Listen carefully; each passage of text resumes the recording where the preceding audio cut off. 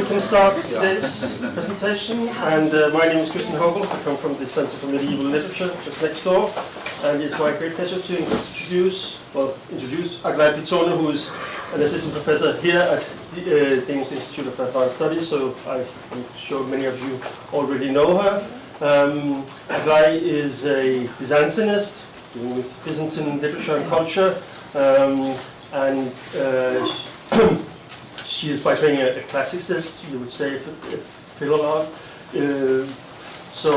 dealing with language and literature, but she's of the kind that has been sort of moving beyond her original sphere of interest, you could say, or at least approaching all various sorts of methodological and theoretical perspectives on Byzantium and Greek literature in general, not only the Middle Ages but also in classical times. So originally very much interested in questions of aesthetics, aesthetic approaches to art and such, but moving on then, especially from a Swiss experience, to fields of emotion, which is what she will be talking to us about today, but also, and I could continue, but I'll just mention the very major interest in self-commentaries, which means authors or writers commenting on their own works, which is seems to be a medieval, especially a medieval thing in times where no other types of promotion, or few other types of promotion perhaps existed. So one way of making your things known was to comment on them yourself. Now, in this field, she has been approaching other fields of literary studies like Arabic and such. And in general, she's very open to all sorts of methodological issues, which is also a very obvious reason why she could then enter this kind of interdisciplinary sphere, which is the Danish Institute for Advanced Studies. So, with no further ado, please, Aglae. Thanks. Thank you, Christian, for the nice introduction. Thank you for being here. And today, I'd like to start with a very simple question. What is sadness? I think that you all can relate to this question, but as many simple questions, it has a very complex answer. So, sadness, when we think about the reactions that characterize sadness, we think about features that can be considered universal. Any person in any culture is able to recognize a sad face from very basic features such as eyebrows falling up in the central section and corners of the mouth going down. However, and tears occasionally, let's not forget about tears. However, we are talking here about reactions, expressions, but reactions and expressions are just one component of emotions. There are other components of emotional states that are less universal and have much more to do with the cultural, social, and I would argue historical context, especially when it comes to the events, to the antecedents that elicit a given emotion. So this is a standard definition by psychologists of sadness, and we can read it. Sadness tends to be felt when an event is appraised as unpleasant, obstructive to one's goals and concerns, typically caused by others or circumstances, and one feels unable to cope with it or modify it. Its most typical antecedent is the loss of a valued object, often interpersonal in nature. A loved one is dead, a friend moves away, one has conflicts with family, friends, colleagues, or the partner. The loss impinges negatively on attachment and social bonding motives. Sadness is likewise felt, and particularly when losses occur to significant others, even by early childhood, disruption of personal goals and beliefs may also elicit it. So even from this definition, you can see how much culture and societal concerns can affect the event, the emotional event revolving around sadness.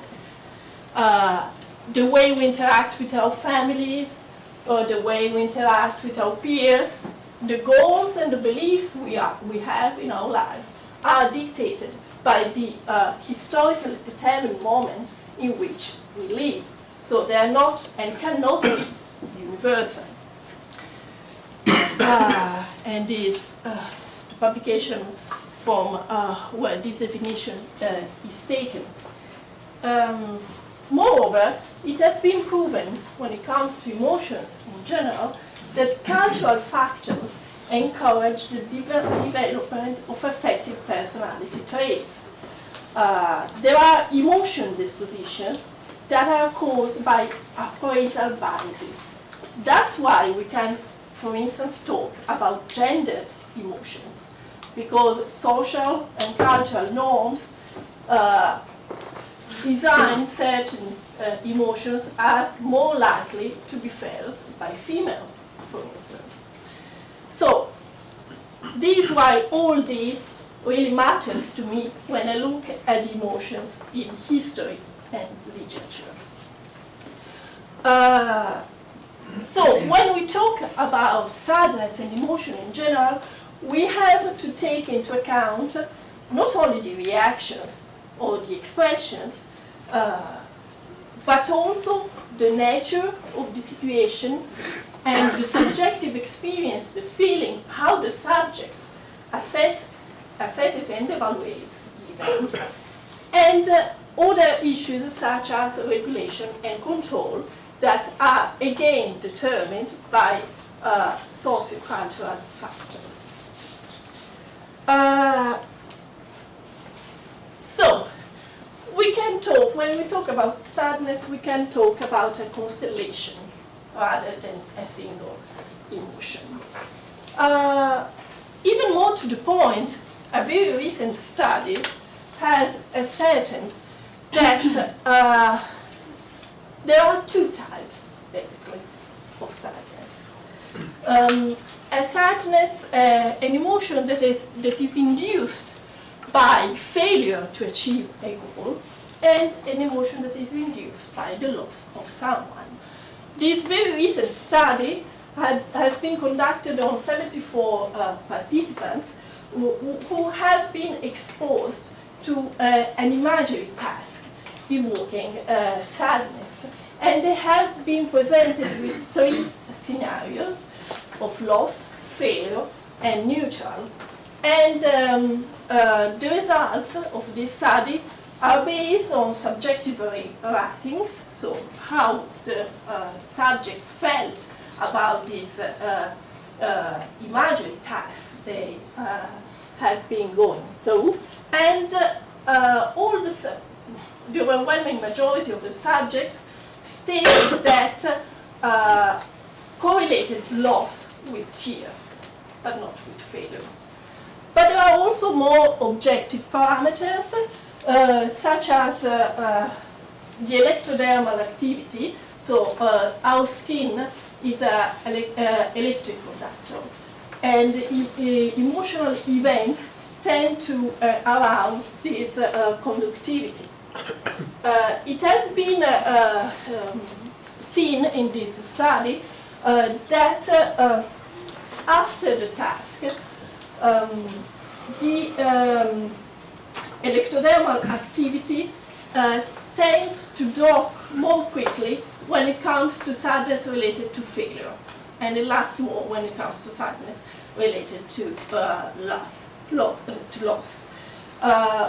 pressure is correlated to tears in loss and to intensity of the emotion in failure.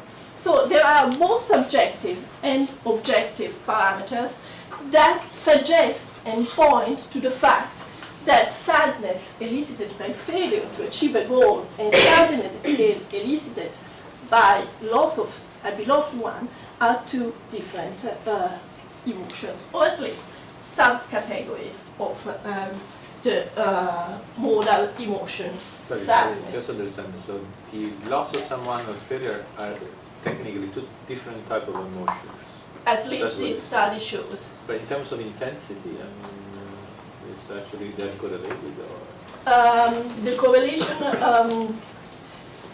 intensity is more correlated to failure. okay. So, So if you fail something, you feel more strongly Yeah, than if you lose yeah. someone. so this is at least what emerges from this study.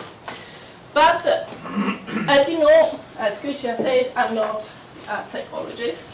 I'm a literature person, and I work on Greek texts produced in ancient times and in medieval times. So I started from these studies to understand if in the texts I work on, we can in fact detect these two kinds of sadness. And if this is the case, how this difference was put into words. So, the answer to this first question is yes. I think we can detect two different kinds of sadness in pre-modern Greek texts.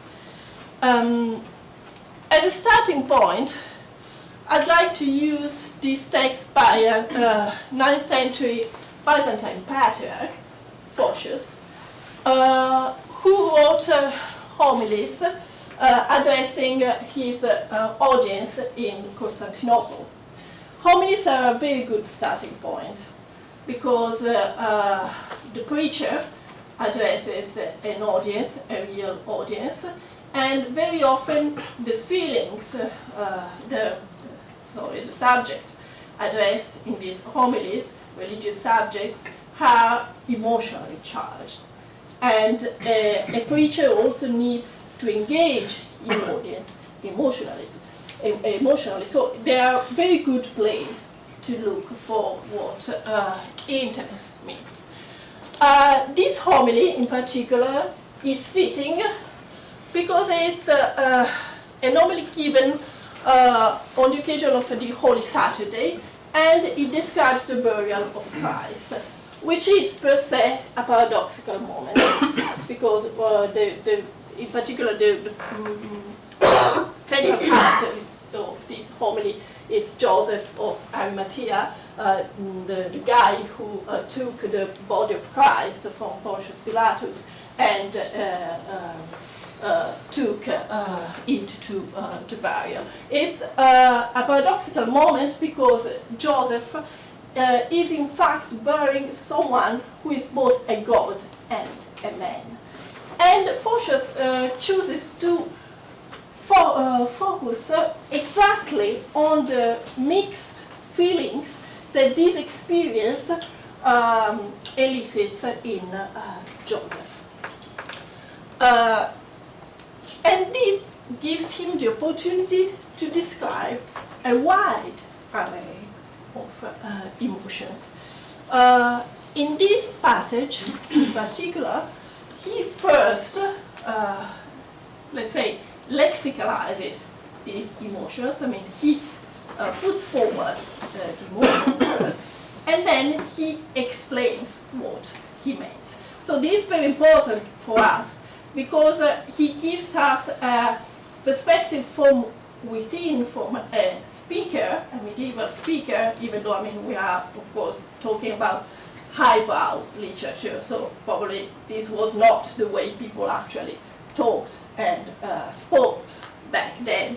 But nonetheless, it was, these texts circulated, so I mean, they relate to a linguistic reality. So it's very important because it explains to us from a perspective, from a Hindu perspective, what these words meant.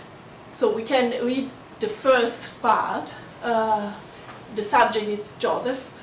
Flinging himself on the recumbent corpse, he uttered all manner of cries and was divided between every kind of emotion. Everything possessed him at the same time, wonder and dismay, gladness and sorrow, which is rendered here with the Greek term lipe or lipi, according to the modern pronunciation, joy and tears, hatred and pity, fear, cowardice, and courage. His countenance was both of joy and dejection, and this is the term I'll focus on, katepheia. After that, Fortius goes on explaining what he meant by these words. And as you can see, lipi, sorrow, is conflates with lament, with tears. He wept to see him dead. Tears, on the other hand, are not included in the explanation related to katepheia, which is he was sad for the suffering, he rejoiced, this joy, at his good fortune. So here we have a sadness which is empathic, and in this empathy he relates to the powerlessness of Christ during his sufferings, not to the loss of Jesus. So this is a very important point. Now, let's talk about this word, katepheia. Katepheia has a literal meaning, which is casting the eyes down, so being downcast. Now, here, this literal meaning has been totally lexicalized, which means that the speaker was not aware, or at least fully aware, of the first meaning of the word. It's a very common phenomenon. We are talking about sadness. Do you know where the adjective sad comes from? From the same root of satis, Italian satio, or German satt. So it's something which weighs you down, which makes you heavy. So there is the same spatial component that we have in katepheia, which relates to the more general metaphor that unhappy is down, happy is up. That's why I chose to translate this term with dejection, because dejection renders the idea of this downward movement, which is present in katepheia. Sorry, Andrew, can I ask Yeah. you, I mean, when actually the sadness itself as a word started appearing? Very, very long. I mean, before the Middle Ages? It's said it's Old English, in It's Old Old English, yeah. But in Latin and so forth, what was actually used for sadness? In Latin we have triste. Triste. Uh, So that was actually the yeah, word, it's different. which is different, very Yeah, different. yeah. I've not looked into the etymology of the Latin triste or Italian triste. So I just focused Okay. on sad Sure, because sure. it And it's made a good parallel And with. it's been used since a long time. I mean, sadness in the Anglo-Saxon culture. Or Yes. but it was coming from originally from Latin. Yeah, So yeah, satio. yeah, yeah. So essentially. It's from the same root. From the root. So this is so it has to go back to the Roman invasion. Or, I mean, sorry. Yeah, but I wouldn't know that, so I should look more properly into it. What's that? So, sorry. Okay. Which brings me to the next point of my talk. Why metaphors and metonymies matter. So, katepheia is a metonymic term. Metonymy is a rhetorical figure whereby you express a concept using a part of it. So, in this case, eyes cast down are a reaction pertaining to sadness, and the expression, the term, becomes the word expressing sadness itself. So there is a correlation of effect to cause. So the effect of sadness, casting the eyes down, becomes the cause, sadness itself, in katepheia. Now, these mechanisms are really important because metaphors are not just, as the text says it, a matter of words, but they tell us how we experience the world as embodied beings. So, how we experience the world through our senses, and how also we experience our social and cultural environments. Metaphors usually work as mapping, conceptual mapping of the world, and they are built moving from a source domain to a target domain. I'll give you a very simple example, which is taken from this seminal publication, which introduced the idea of a conceptual metaphor into cognitive and linguistic studies. These metaphors we live by from 1980. So the two authors presented this very simple metaphor. Life is a journey. So, in life is a journey, the experience, the spatial and temporal experience of the journey is the source domain, which is then mapped out on the target domain, life, in order to understand the spatial and chronological components of life. Usually this movement goes from concrete experiences, so experiences through the senses, to abstract experiences, abstract concepts, which are then conceptually mapped through the metaphor. Also, metaphors are usually referring to prototypical scenarios, so they are called in linguistics. So ideal scenarios where all the components of the relevant metaphors exist. These prototypical scenarios are very rare to find in practice, but represent a sort of mental scheme that is useful to the speakers. Now, metaphor and metonymy are closely correlated, because usually metonymy is the basis of metaphor. We have seen here, for instance, in the case of katepheia, we have this idea of the eyes that are downcast, which is linked to the top-down movement. So sadness, unhappy is down. But this top-down movement is present also in other reactions which pertain to sadness or unhappy feelings. For instance, a drooping posture. And again, we have the idea of unhappy is down. Then we can see how metonymy is really the basis from which metaphor arises. The difference, however, is that, as this text says, metonymy is a mapping within the same conceptual domain.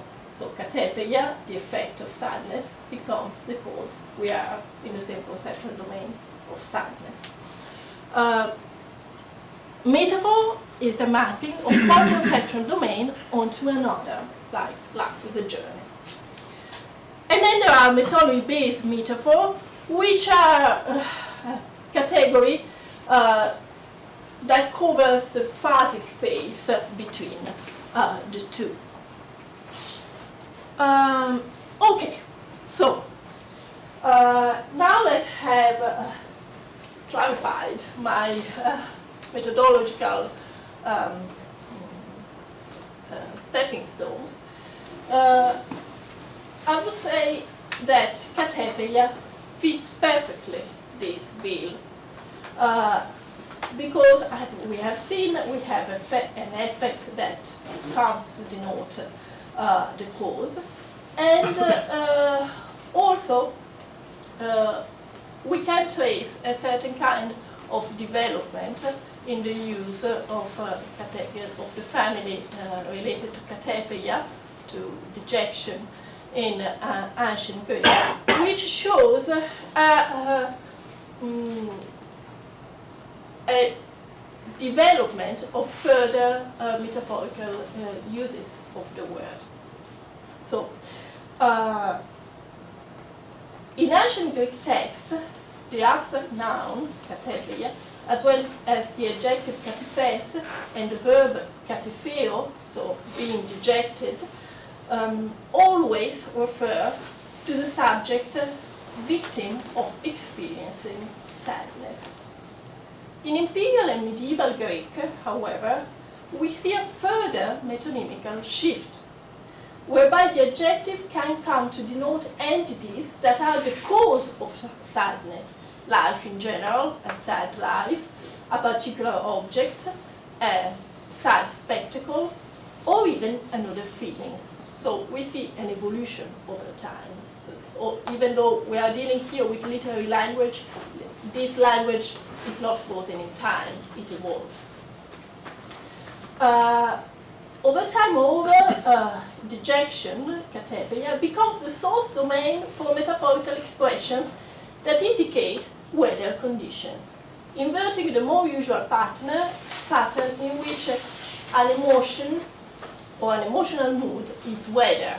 So, storming with rage, again, it's a metaphorical expression which is very common, and the emotion here is the weather. On the contrary, in Byzantine Greek, in medieval Greek, we find expressions such as winter is dejected, a cloudy sky is dejected. So there is a kind of inversed metaphor here.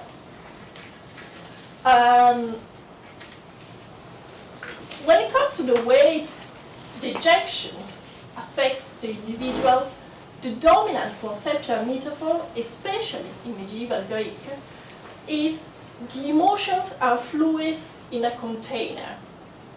Also, this is a metaphor that we all know from our way to speak. For instance, bubbling with joy or being filled with sadness. And it has its roots in the embodied perception that we are containers. So it's a shared experience of our being embodied in the world. And again, this kind of metaphor is not culturally related, but is to be found cross-culturally. What is interesting, however, is that this development is late. So, being filled with dejection is to be found only in late texts, starting from the beginning of the Christian era. So we have centuries in which Greek authors, and we can imagine maybe Greek speakers, would not use this image. I won't go deeper into that, but I have a theory. It has been seen that in modern English, or the hydraulic notions of emotions as fluid has impacted the way speakers talk about emotions. So I must test this hypothesis, but my idea is that also in Hellenistic and early imperial Greece, this model of the fluids, like the bile causing emotions, became more and more widespread, to the point that it impacted also less characterized usages of the language. So that we see the emergence of these metaphors whereby someone is filled with sadness. But again, this is something I have to test. Let's go back to my first question. Sadness related to failure to achieve one's goals and sadness related to loss. So my hypothesis is that dejection, this katapheia, expresses the idea, has as prototypical scenario, sadness elicited by failure. And to test my hypothesis, I will look at the first instances of the words, which are in Homer, no surprise. Homer, again, is a very good place to start for several reasons, historical reasons. It's considered the first literary text of European literature. It's also the product of oral compositions, so it's really grounded in archaic, in the society of archaic Greece, and it presents really in the narrative prototypical scenarios. So Achilles' wrath, Helen's love. It's a very good place to study the expression of the emotions in pre-modern. For a non-humanist, can we call it the first soap opera? I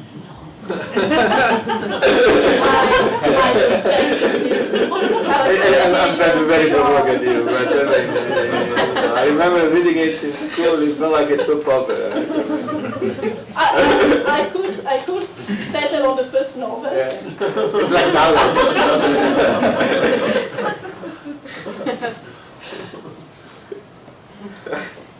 So, but I mean. Yeah, we're just discussing love, betrayal, and things like that. I mean, it's what you still use today is soap opera. You name it, you find it. So it's a good place to look.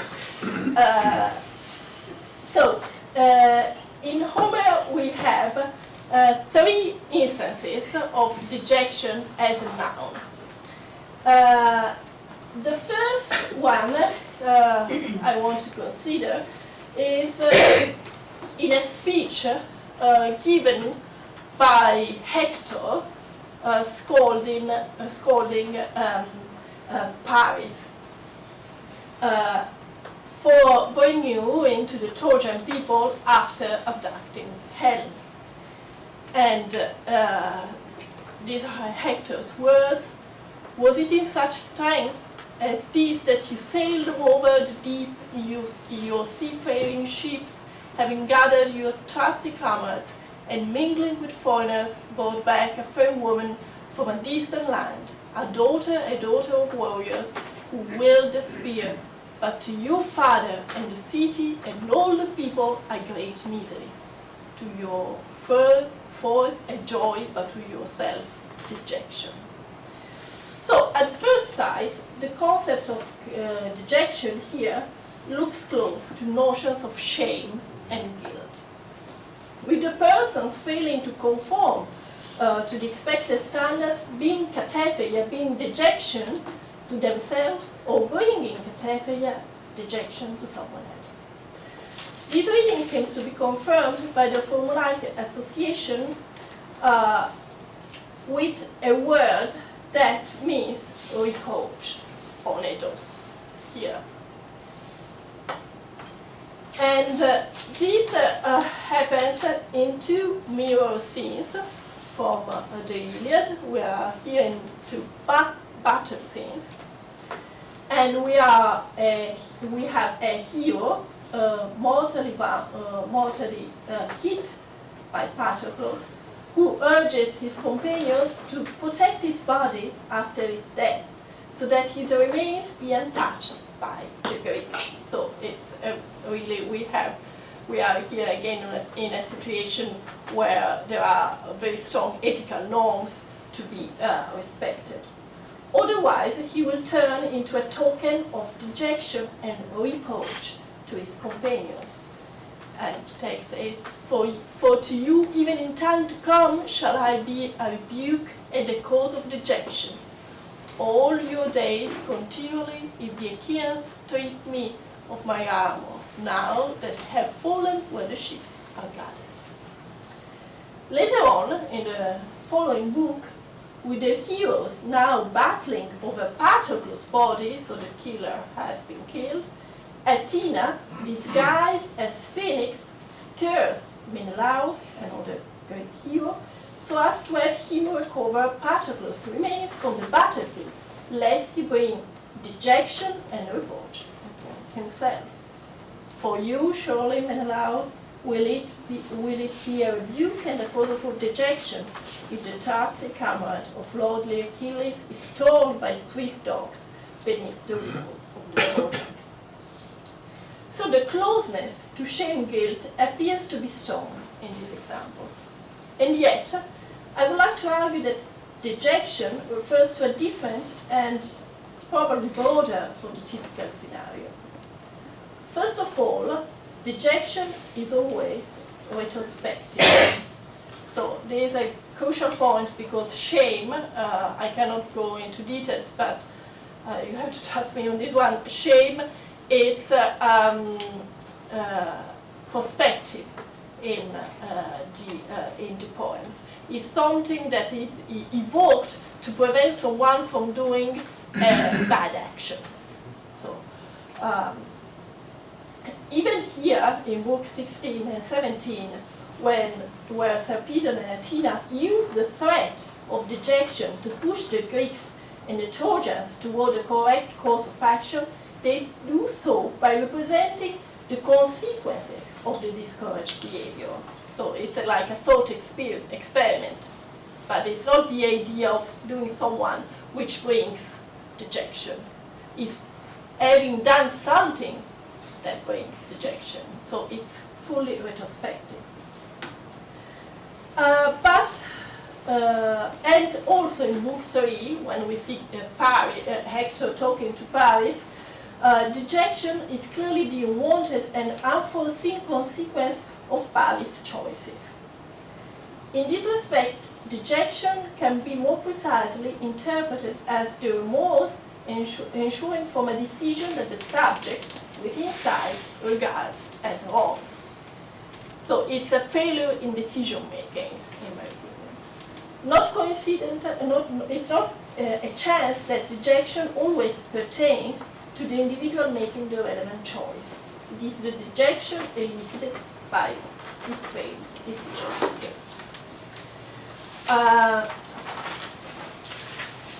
Sorry, yeah. In all of this, if you're using English. Yeah. So if I use another language, Yeah. there are, different languages, there are different words that you might use. And you limit it by the fact that you're trying to translate in English something that actually maybe not be translatable in English. Or it has not enough, vocabulary. Sometimes yes. In this case, I think that with dejection, I found a good term, but very often this is the case. There are limitations. Sorry, in New Greek, you still use that? This is something I forgot to mention. Yeah. It means straightforward sadness Okay. in modern Greek category. So it's fully lexicalized and it's sadness. So you will use the cause of sadness. It's the emotion, sadness as emotion. So, yes. So it's totally normal.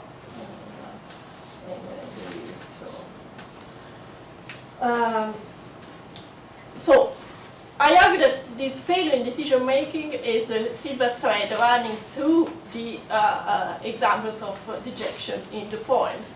And this is proven, in my opinion, by this passage where we find the adjective dejected. This is a very important passage describing the last phases of Hector's duel with Achilles. Hector knows now that he's doomed, and he realizes that he has no weapon at hand anymore, contrary to his beliefs. So again, a failure in beliefs.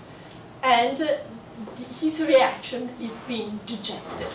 So and Hector was angered because the swift shaft had flown vainly from his hand, and he stood dejected, nor did he have a second spear of ash. So this is straightforward failure. So really, in its most physical example, someone who misses his target. And again, it's Katephia is related to beliefs that are proven wrong within inside. Again, is another example from the Odyssey we can gloss over. It's the suitors who believe that Telemachus has died, but contrary to their expectation, Telemachus comes back, and they are dejected. Again, false beliefs. So, I think that really the prototypical scenario in Homer is that of failure in decision making, in abiding by expected social norms, or in beliefs. Now, what really changes in the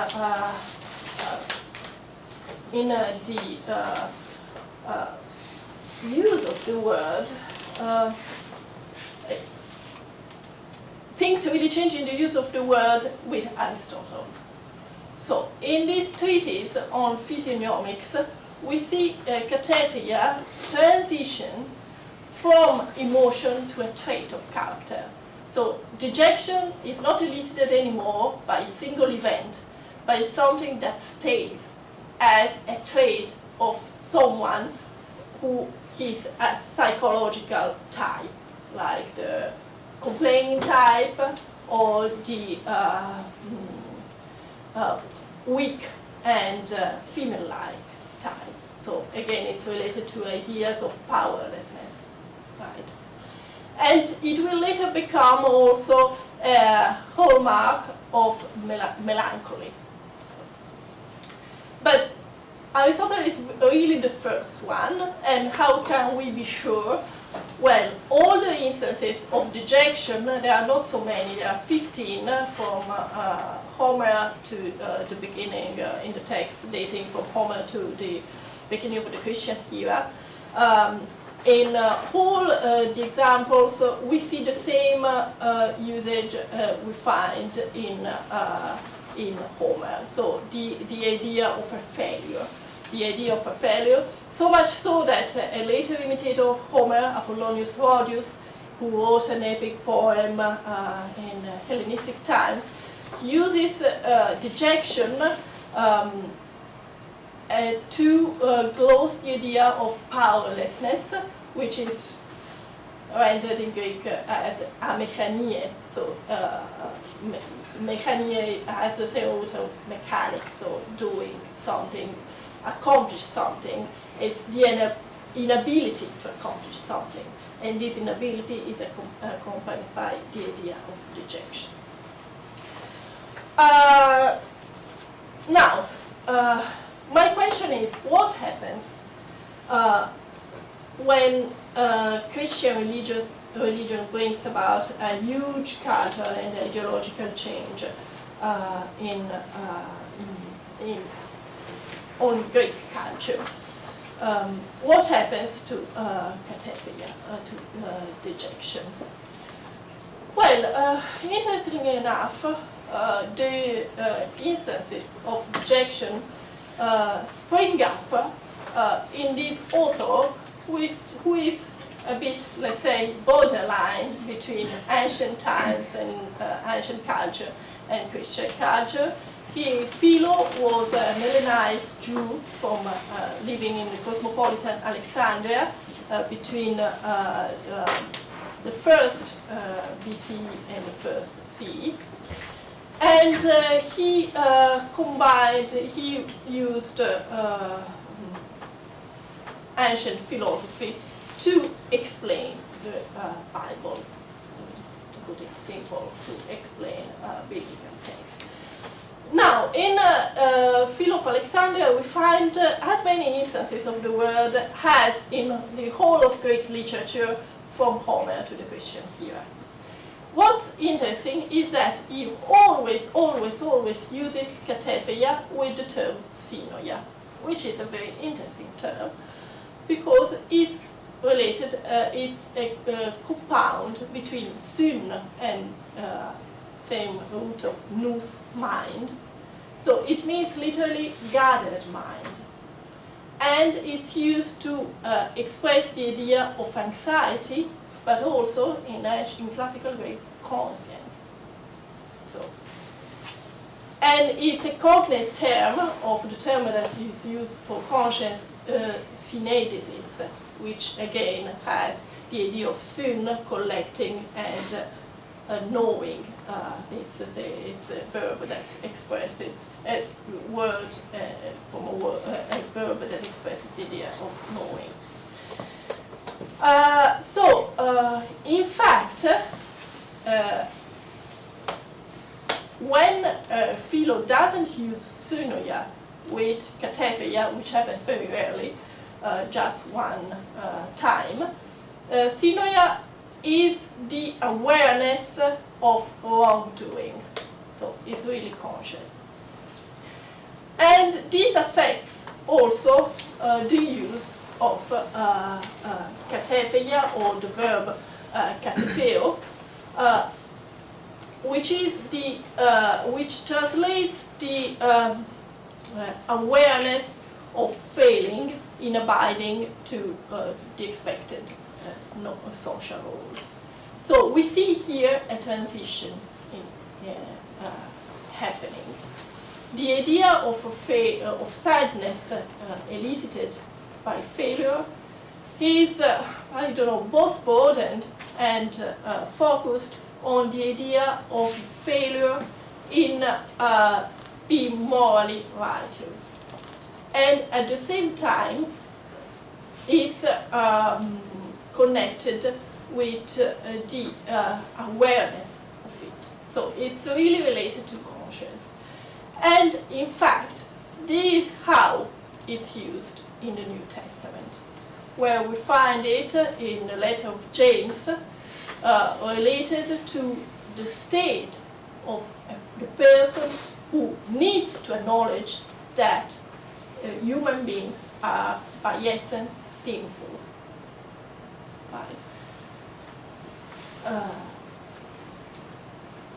And these were the coin flips, in my opinion, because we see that Christian authors build on the original prototypical scenario of sadness elicited by failure, connecting it more in a more focused way to moral failure, but in this case, social expectations are different. And so we have also the creation of a new emotional regime in that this sadness becomes the prerequisite to be a good Christian. To acknowledge that human beings are sinful by essence and that they have to atone their sins. Without this sadness, the next step is not possible. And it's not by chance that this dejection is used in the biblical commentaries. In these Catena commentaries, is a complicated matter, but these were like the handbooks used by preachers in Byzantine times to prepare their homilies, to understand sacred texts. And these commentaries use the idea of dejection to explain the famous passage from the letter to the Romans where Paul talks about the split conscience, his split conscience, about the fact that he knows what good is, but he cannot do it. And he hates what he doesn't do, and he loves what he doesn't do. So, this awareness of this tone conscience, of the inability, again a failure in doing what one knows that he has to do, is explained with dejection. And so that's how Christian thinkers really build on the prototypical scenario that we already see in Homer, 8th century BCE, to create a new emotional regime, and the results can be seen still in the first text we have read, Phocius, 17th century later. Thank you.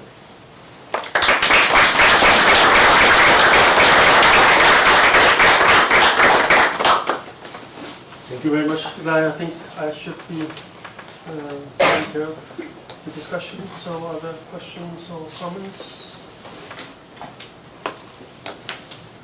Yes, please. So thanks for the lecture. Now, I mean, it's a bit outside the field, right? So, Just a bit. very much outside the field. I appreciated the differences, right, of the word in different contexts and the history of the word. So, but then what would be the next message, right? I mean, so what? I mean, that's a little bit understood these things. So how can we actually? What's the take-home message of this? That, I mean, with the flipping meaning, we can see how our own culture as well, because I mean, we much of our culture rely on the New Testament, and was created using categories that already were there, and also that these categories are both culturally determined and in a way cross-cultural, since we can see the same differences in sadness as outlined by this study I've mentioned at the beginning. And it helps us understand also, I mean,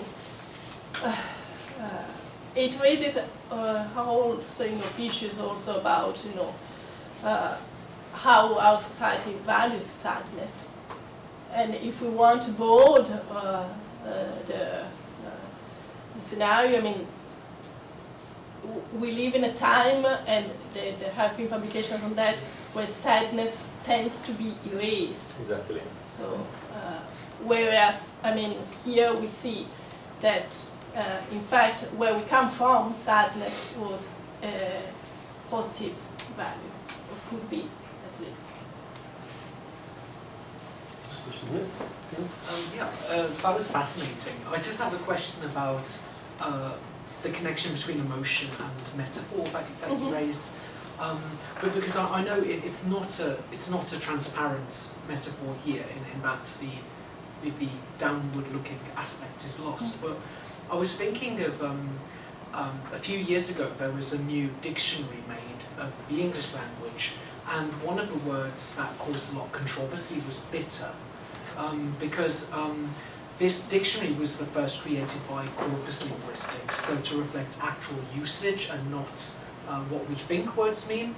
So the primary definition of bitter was resentment.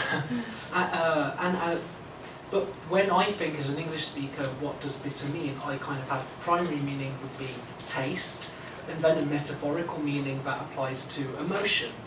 And you can make the same with other languages too, like Danish, sur, kind of being grumpy or sour, and it works in German as well. But I was just wondering,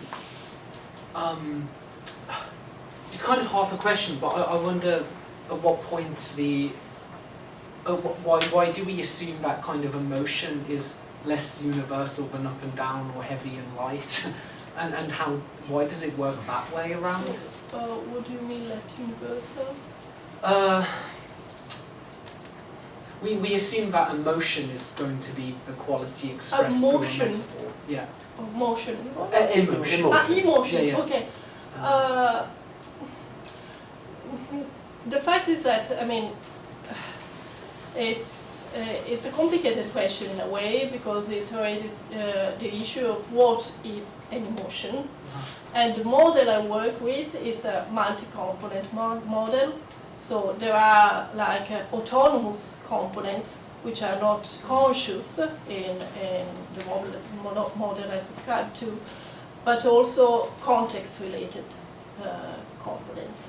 So I wouldn't say, I mean, some components are universals, as I showed at the beginning, like reaction, expressions of sadness are universal, but what elicits these reactions very often is not, and depends on the cultural context, on your goals, on social norms, on control as well. I mean, so I would say that emotions are universal in some of their components, but not all of them. They do exist, but they exist with different instantiations. Are the metaphors universal that we use, like it is up and down? Do we see that kind of outside outside of kind of Proto-Indo-European cultures? Yeah, up and down is Wow. yeah, That's fair. fascinating. Yeah.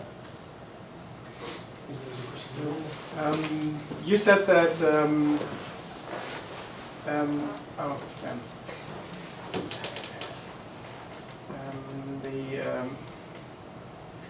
sadness had a different importance in Byzantine time based on your study of texts. Now my question is, would a speaker at the time or a recipient at the time have actually associated the word with the emotion we call sadness today? Would he not have rather associated it with something like guilt? So is it actually meaningful to talk about sadness in this context here? Yeah, I mean, guilt can be part also shade associated to sadness, especially when it comes to self-agency. So when the eliciting event is something that is caused by the subject, so guilt goes together with sadness very often. But to answer your question, we can tell it because very often we have, like in the first text I've shown, a couple of opposite words. And this term, dejection, is put together with joy as his opposite. So I wouldn't say that joy can be the opposite of guilt. So it's these kind of examples that we find in the text that help us. Also, there are Byzantine commentaries to Homer, which tell us how the Byzantine would read those texts I've shown to you, and they understood that this was sadness. Alternatively, is it possible that the use of the word in that particular text here was an attempt of manipulating the audience? So intentionally slightly abusing the word in order to which text? I'm sorry, I'm absolutely not in this field. This preacher text. Yeah, I can tell you that yes, his intention was that of manipulating the audience, but into experiencing this mixture of feelings.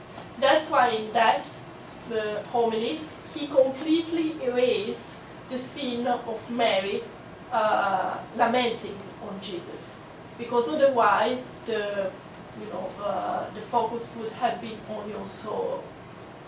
While he really wanted his audience to focus on the paradoxical feelings elicited by the experience of bearing someone who is both Son of God and man. So yes, I mean, for sure when you read these homilies, they want to create this kind of, it's not really an emotional contagion, but they want to create an emotional community with the audience. Yes? I mean, there is this, I mean, from what your definition of sadness came from, right? But more or less of everything that you were also saying before, that a good deal of the words we use perhaps come from describing physical phenomena. Yes, and also for sadness, I mean, there are, even in English, I mean, there is dejection, there is gloominess, there is sullenness, there are many words. Sadness, again, I mean, you know, this, you know, opens the warm can of, you know, basic emotions. Again, in the model I work with, we talk about modal emotions that are these basic words, and we talk about the phenomenon of bunching. So bunching is when all these subcategories can be referred to this macro category, which is sadness. So the point is that given that we get always a more and more deeper understanding of nature, where sometimes we have to borrow, in order to describe it, old words. Like give an example, quantum chromodynamics has nothing to do with ordinary color, but because the fundamental forces of the quarks inside the protons. But we use color as a abuse color world to actually describe a new phenomenon. We don't invent a new world, we borrow from the past. And eventually these things then, in 50 years from now, 100 years from now, will basically go back to literature, and we will probably maybe to explain it as different variation of emotions, right? So to which extent is studied the correlation between our deeper understanding of nature and actually the way we use words?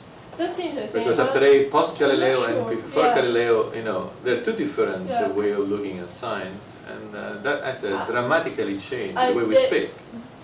The fact is that when this conceptual metaphor theory was introduced for the first time, the focus was on the universal. I mean, people were interested into understanding what was universal in the use of these metaphors. Only more recently, they have, come to the understanding that metaphors as well are cultural constructs in part. So there have been diachronic studies, like for instance the one I mentioned on humors and fluids, and that is an example of how medical theories, early modern medical theories, affected the way people spoke. So, but I'm not sure there is something on contemporary science. Question here? So, in general, literature changes the significance of a word, or is the opposite? That It's a feedback loop, let's say. So it's a mutual interaction, especially when it comes to these medical theories that can become folk theories. So we label folk theories we share in a common parlance, not in a scientific or academic parlance. So folk theories about emotions and like feeling down, for instance, is part of folk theory, folk narrative about emotion.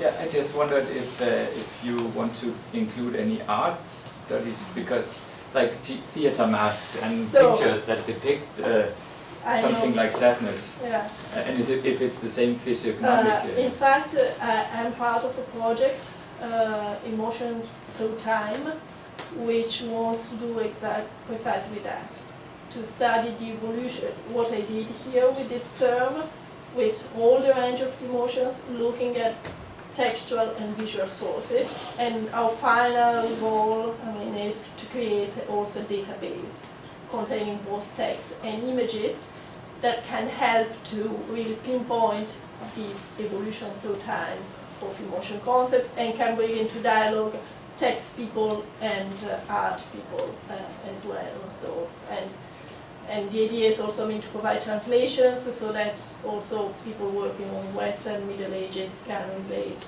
to and use the results of our work.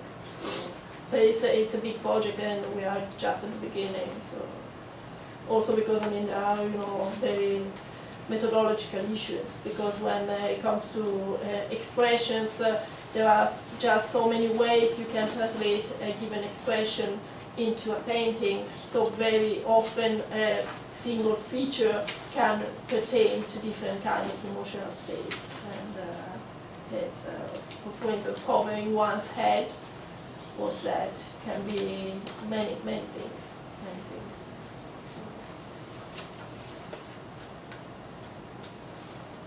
So perhaps that was the end of questions and comments, but perhaps we should thank Aglae once more.